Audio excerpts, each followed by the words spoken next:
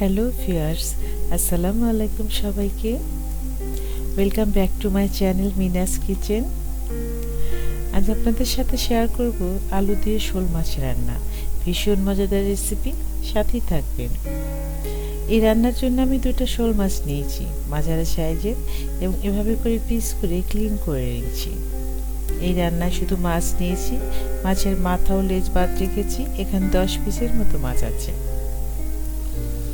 এই রান্নাটা আলু দিয়ে করব, এই জন্য 4টা আলু এভাবে গোল গোল করে কেটে নিয়েছি।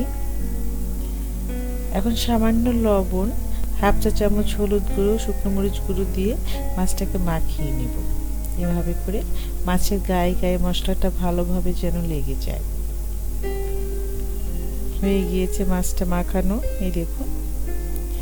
এখন একটা পরিষ্কার বাটি নিয়ে নিব এবং বাটিতে কিছু মশলার একটা পেস্ট তৈরি করব।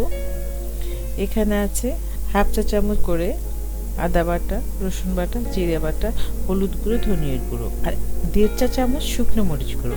এখানে ঝালটা যার যার যেমন পছন্দ সেভাবে দিয়ে দেবেন। এই মশলাগুলো এখন বাটিতে দিয়ে দিব এবং পরিমাণ মতো একটু পানি দিয়ে দিব এবং একটা চামচ দিয়ে এভাবে করে মশলার পেস্ট তৈরি করব। এখন চুলায় একটা ফ্রাই প্যান দিয়ে দিলাম।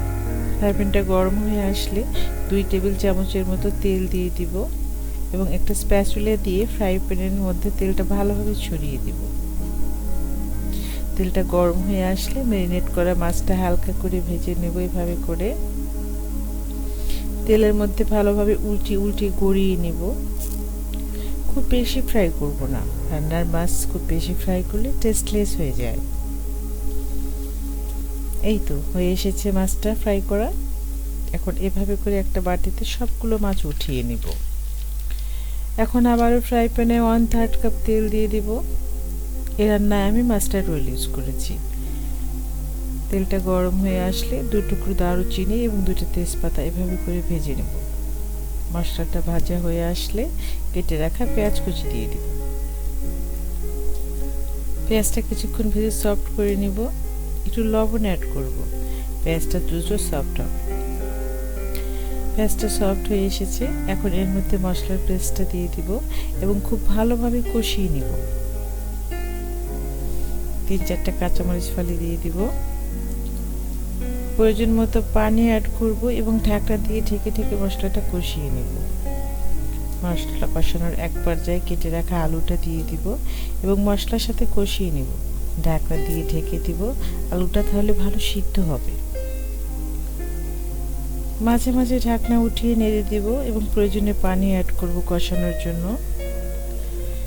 এর আগে আমি আপনাদের সাথে একটা রেসিপি শেয়ার করেছিলাম, শোল মাছ ভুনা আলু দিয়ে।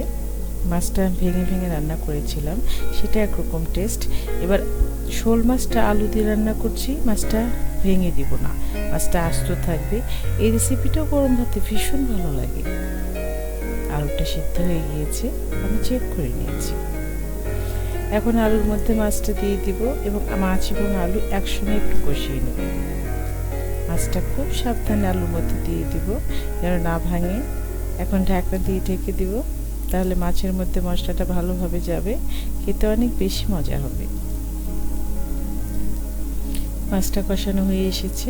এখন ঝোলের জন্য পরিমাণ মতো গরম পানি দিয়ে দিব এবং ঢাকনা দিয়ে ঢেকে দিব। তরকারিতে বলক চলে এসেছে। এখন মাছের তরকারিতে ভাজনা বাটা অ্যাড করব।